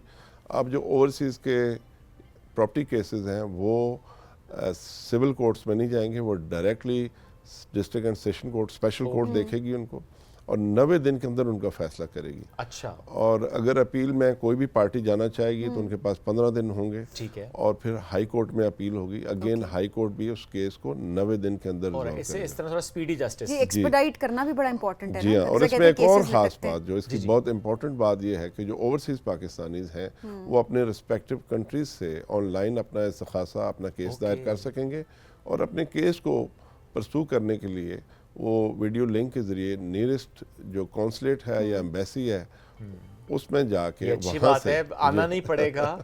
किसी लॉयर को तो चलो यहाँ से वो ले सकते हैं, बट समटाइम्स अगर उनके पास ये भी फैसिलिटी नहीं है तो खुद से वहाँ से मामले को देख हेयरिंग भी के लिए सकते हैं। आना पड़ना इन एवरीथिंग, तो ऑब्वियसली कॉस्ट भी अच्छी खासी आती है, टाइम एंड बाजों का तो टाइम ही निकल जाता है उस पूरी प्रोसीडिंग्स का। ये कानून बन चुका है, now we are in process. मैं मिला था वज़ीर कानून साहब से, तारड़ साहब से, और जो सेक्रेटरी लॉ है हमारे राजा साहब उनसे, and they was very kind. We are in process and इंशाल्लाह विद इन डेज ये कोर्ट स्टैब्लिश हो जाएगा। इसमें सिर्फ एक बात है कि वो आफ्टर 2018 जो अमेंडमेंट आई है उसके बाद 18th अमेंडमेंट के बाद सिर्फ ये अभी इसकी टेरिटरी इस्लामाबाद दी है। अभी इस्लामाबाद बाकी जो सूबे हैं उनसे हमने कंसेंट लेना है और इंशाल्लाह बहुत जल्द हमने लिख दिया चारों सूबों को, कश्मीर गवर्नमेंट को और जीबी को, तो इंशाल्लाह सब जगहों पे अदालत इम्प्लीमेंट होगा। लेकिन फॉर नाउ इस्लामाबाद के जो डिस्प्यूटेड केसेस होंगे वो आप लोग देखेंगे इस मामले में। ऐसा कोई केस जब शेयर करना चाहते हैं, चूँकि इस दौरान जब आपने बात की ना कि अपने ही होते हैं जो कि काबिज हो जाते हैं, क्योंकि ये बहुत ज़्यादा कॉमन प्रैक्टिस है इन पाकिस्तान। तो जो फैमिलीज़ हैं वो ये शिकवा भी कर रही होती हैं कि हम तो पैसे पे पैसा भेज चुके, हमें जायदादें बना ली, लेकिन इन actual they have nothing, because कोई ना कोई अपना, ये बड़े दुख की बात होती है। वैसे तो अपना करे गैर करे गलत बात तो गलत बात ही होती है, बट अपना करे तो दुख ज़्यादा हो जाता है। कोई ऐसा केस जो आपके माइंड में इस वक्त आ रहा हो, जब शेयर करना चाहते हो कि ये हुआ? देखें, ये केसेस तो बहुत हैं, मैं किसी को पर्सनली यहाँ पे डिस्कस करना मुनासिब नहीं समझता, बट रिसेंटली एक केस आया है। उनके छोटे भाई बर्मिंघम में रहते हैं, बड़े भाई पाकिस्तान में हैं, उनकी जायदाद इस्लामाबाद में भी है, वाह में भी है, और जहाँ पे ये हमारे कामरा में भी है। तो अब बड़े भाई बज़िद हैं कि भाई उनका कब्ज़ा है, किराया वो ले रहे हैं और किराया भी करोड़ों में आता है उनका। तो अब उनकी फिर हमने जब OPF इन्वॉल्व हुआ तो उन्होंने कुछ कंडीशंस रखी, यानी उनसे कोई 20 करोड़ रुपया वो कहते हैं ये ज़्यादा मुझे आ जाए तो मैं रिजॉल्व करता हूँ। तो मकसद ये कि सगे भाई, तो इस तरह के मिसाइल हैं, अपने क्या और गैर क्या। और यहाँ पर अब ऐसी टीमें भी हैं जो पर्टिकुलरली हंट करती हैं, देखती हैं कि कौन लोग जो हैं वो पाकिस्तान में मौजूद नहीं है, ओवरसीज़ हैं, तो इनके साथ जो है ना इनकी जायदादों पे कब्जा करें, इनके घरों पे कब्जा करें, क्योंकि उनको आसान लगता है कि वो तो यहाँ पर नहीं है, तो वो यहाँ पर नहीं है, और वहाँ से आकर कितना आप एक जेली डॉक्यूमेंट्स बना लेते हैं, फेक डॉक्यूमेंट्स बना लेते हैं और कोर्ट्स में चले जाते हैं। अब वो कोर्ट में कैसे वहाँ से आके ना हाजिरी पे हाजिरी है, अभी अगर तारीख मिली है तो फिर महीने बाद फिर तारीख है, तो उनके लिए वो केस परसू करना भी मुश्किल हो जाता है। वैसे वाकई में ये तो बड़ी हैरानगी की बात होती है, लेकिन इसी वजह से कानून के मुताबिक भी यही चीज़ें होती हैं कि आप अपने सगे भाई से भी अगर लेन देन करें तो वो भी लीगल तरीके से ऑन पेपर होना चाहिए, बिकॉज पैसे के मामले में कहाँ पर क्या हेर फेर हो जाए वो समझ नहीं आ रही। तो ये जो पॉइंट हाईलाइट सर ने भी किया, फॉर एग्जांपल आपकी फैमिली बाहर है, वो जितना मर्जी आपने डॉक्यूमेंट्स कंप्लीट रखे हुए हैं, लेकिन अगर किसी वजह आपने कहा ना लोग हंट कर रहे होते हैं, जैसे पता है ये फैमिली तो बाहर है, ये नहीं आए जाएंगे, कब्जा कर लेना है। एग्जैक्टली वही वाली बात है कि इसमें एक और बात, ये चीज़ क्यों ज़रूरी है? ये ज़रूरी इसलिए है कि हमने लोगों का कॉन्फिडेंस बहाल करना है, ताकि उनके पैसे, उनके जायदाद, उनका माल दौलत यहाँ पे महफूज है, ताकि लोग पाकिस्तान में इन्वेस्ट करें, पाकिस्तान में। अच्छा सर, वो जो आप कता कलामी की माजरत, बट जो इन्वेस्टमेंट के पर्सपेक्टिव से बात हो रही है ना, एक बड़ा अहम इशू है जो कि जिसको हाईलाइट करने की जरूरत है। शोएब ने भी जिक्र किया था हाउसिंग सोसाइटीज़ का, क्या इसी तरह के केसेस सबसे ज़्यादा आ रहे हैं कि क्योंकि ओवरसीज़ हैं, उनको पता नहीं है कि यहाँ पे इस वक्त क्या चल रहा है, एंड देन वो इन्वेस्ट करें, फाइल्स बिक रही होती हैं, सोसाइटीज़ एग्जिस्ट नहीं कर रही होती हैं, नहीं होता। ये इस तरह की जो चीज़ें, या बाद में आपने बस कहा कि वो एग्जिस्ट कर रही है चीज़ और आपने पिक्चर्स भेजनी, वो जो फ्रॉड एक तरह का होता है, जो कि खैर वो फ्रॉड मानते नहीं है, बाद में कहते हैं कि जी हमने तो फाइल बेची थी, आपको वो एग्जिस्ट नहीं करी है। तो क्या इस तरह के केसेस ओवरसीज के ज़्यादा आप लोग टैकल कर रहे होते हैं, या फिर और केसेस हैं जो कि आपको जिनकी ज़्यादा लग रही होती है? देखें, केसेस तो और भी हैं, छोटे से लेके बड़े तक लोग जब हमसे रब्ता करते हैं और हम ओवरसीज़ की इम्पोर्टेंस और अहमियत को समझते हैं। बिजली के बिल से लेके छोटे से छोटा केस भी आप देख सकते हैं और बड़े से बड़ा भी देख सकते हैं। बहरहाल वो चूँकि मुल्क से दूर हैं, घर से दूर हैं, और मैं ख़ुद एक ओवरसीज़ पाकिस्तानी हूँ, तो मैं उनके दुख दर्द को समझ सकता हूँ। तो हमारी कोशिश ये है कि हम मैक्सिमम उनको फैसिलिटेट करें, उनको इश्यूज़ को एड्रेस करें, चाहे वो छोटा है या वो बड़ा है। उनका कॉन्फिडेंस बहाल करें, क्योंकि ये 12 मिलियन लोग हैं जो मुल्क से बाहर बैठे हैं। हमारी रेमिटेंस इस वक्त इस साल जो होनी है, इंशाल्लाह वी आर क्वाइट होपफुल कि 36 बिलियन वी आर एक्सपेक्टिंग। ये कैसे हम 60 बिलियन करें, 50 हाँ, बिलियन ये करें, एक बड़ा 70 सवाल बिलियन भी है। करें, उसके लिए एक तो बुनियादी चीज़ है कि ओवरसीज़ का कॉन्फिडेंस बहाल ट्रस्ट हो, डेफिसिट खत्म ठीक हो, है, ये बिल्कुल। ख़त्म हो, उनको पता हो कि हमारी चीज़ें महफूज हैं। सेकेंडली जो हमारी सर्टिफिकेशन है इसको इम्प्रूव करना है। आपने एक बंदे को लेबर के तौर पे भेजा है, वो $800 उसको मिल रहे हैं या 1000 रियाल दरम मिल रहे हैं, अगर वही बंदा स्किल्ड हो तो उसको 3000 रियाल मिल बिल्कुल रहे ऐसे ही हैं। है। और अगर वही बंदा आप वेस्ट की तरफ अगर उसको जॉब मिलती है तो वो 10 बंदों पे हावी है जो मिडल ईस्ट भेज रहे हैं। तो हमारी कोशिश है कि जो हमारी सर्टिफिकेशन है ये भी इम्प्रूव हो, हमारे लोग स्किल्ड हों और बेहतर तरीके से स्किल्ड हों और उनका जो इखलाक है वो बेहतर हो, ताकि लोग बाहर से जो कंपनीज हैं वो कंप्लेन ना करें। ख्वाहिश जाहिर करें कि हमने पाकिस्तानी मैन पावर लेनी ऐसा है। ही है। सो ये ट्रस्ट हमने ही बहाल रखना होता है और जाहिर सी बात है अगर यहाँ पर फ्रॉड्स होंगे तो हम जो इन्वेस्टमेंट की बात कर रहे होते हैं, हम डेवलपमेंट की, हाउ इज़ इट पॉसिबल कि वो लोग ट्रस्ट करके यहाँ पर इन्वेस्ट करेंगे। और सर जो रेमिटेंस का भी उस हवाले से बताया गया, प्रोसीजर्स को भी बहुत आसान अब बना दिया गया है। जी, रेमिटेंस देखें इसमें काम और भी हो रहा है ताकि लोग आसानी से जो एक ठीक रास्ता है उस तरीके से हुंडी के जरिए नहीं बल्कि थ्रू प्रॉपर चैनल अपनी रेमिटेंस भेजें, उनको बेस्ट रेट मिले, उनके लिए आसानी हो, वो अपने मोबाइल पे ऐप के ज़रिए पैसे ट्रांसफ़र कर सकें। तो इन चीज़ों में हैं भी हैं और इसको और बेहतर किया जा रहा है। अच्छा, वैसे अब जब ये तमाम मीन्स हैं फिर हवाला हुंडी क्यों है? एक तो लोगों को समझ कम है और दूसरा उस लेवल की फैसिलिटेशन अभी तक नहीं है, इसलिए फिर लोग वो रास्ता भी इख्तियार कर लेते हैं। पर इसको आसान किया जा रहा है ताकि एक हम अभी ऐप लॉन्च करने वाले हैं जिसको कहते हैं पाक टॉक। ओके, ठीक है, तो उस पर हर तरह की सहूलत मैसर होगी।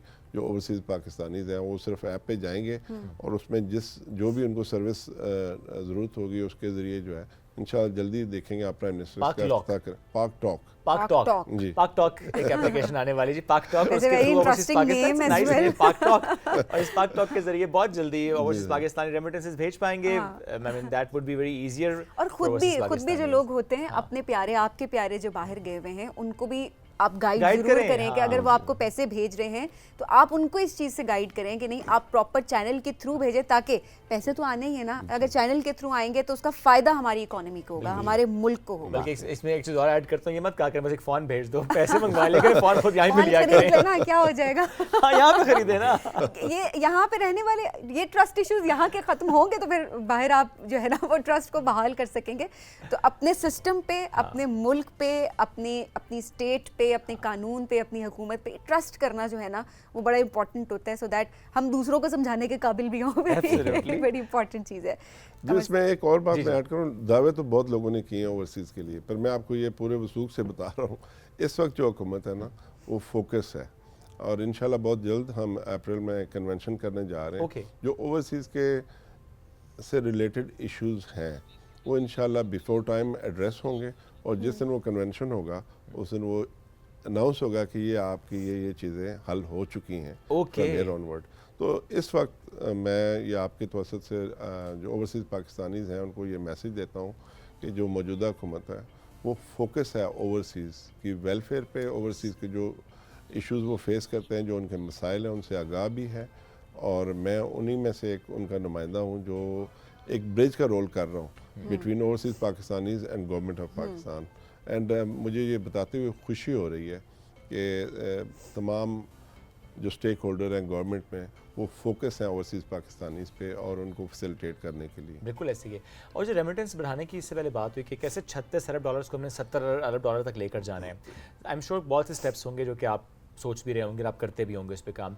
कोई इंसेंटिवाइज भी किया जाता है इस प्रोसेस को फॉर ओवरसीज़ पाकिस्तानीज़ की नहीं आपने जो थ्रू प्रॉपर चैनल है अपने रेमिटेंसेस भेजनी है? अब क्या ना आपने असल सवाल ये बड़ा इंपॉर्टेंट सवाल है आपका और बहुत अच्छा सवाल है आपका। देखें ये बहुत ज़रूरी है चीज़ों को इंसेंटिवाइज करें ताकि लोगों का हौसला बढ़े और लोग उस तरफ जाएं।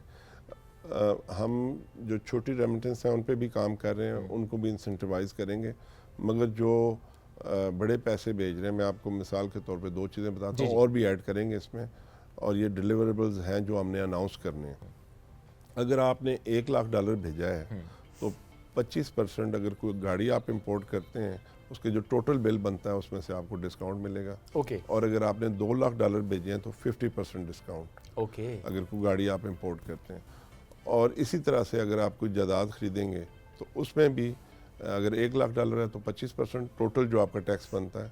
और अगर $2 लाख आपने रेमिटेंस किए हैं उस साल और उससे अगले साल तो आपको 50% उसमें भी डिस्काउंट है। ये तो है बहुत बड़ा कम लाख तो अगले कोई हज़ारों डॉलर्स पे भी आए ना सर, $1 लाख तो बहुत ज्यादा है। मैंने अर्ज किया उसकी डिटेल्स एक दफा फाइनल हो जाए तो वो भी आपसे शेयर करेंगे। ये जब अनाउंस होगा तो सबके लिए अनाउंस होगा। ओके, वो सारे स्लैब्स होंगे। जी बिल्कुल। लेकिन ज़ाहिर है हाँ, आप किसी ने कोई हैवी इन्वेस्टमेंट करनी है, मे बी कमर्शियल और समथिंग, तो शायद वो इस लेवल तक तो इन्वेस्टमेंट्स पहुंच भी जाती हैं, लेकिन इंसेंटिवाइज करना बड़ा इंपॉर्टेंट है and that's where they are doing actually. Sir आजकल जो $1 लाख है ना, आप एक प्लॉट लें यहाँ पे तो वो तकरीबन 3-3.5 करोड़ का तो मिलता ही है। तो वो $1 लाख से तो वैसे ही ज्यादा हो जाते हैं। तो ठीक है, एक प्लॉट लें और उस प्लॉट के साथ जो गाड़ी आप इंपोर्ट करेंगे उसमें 50% आपने 25% डिस्काउंट। अगर 1 लाख है तो 25% और 2 लाख है यानी बड़ा प्लॉट है तो फिर 50% डिस्काउंट मिल सकता है गाड़ी पे। ये पे। बहुत मैं समझता हूँ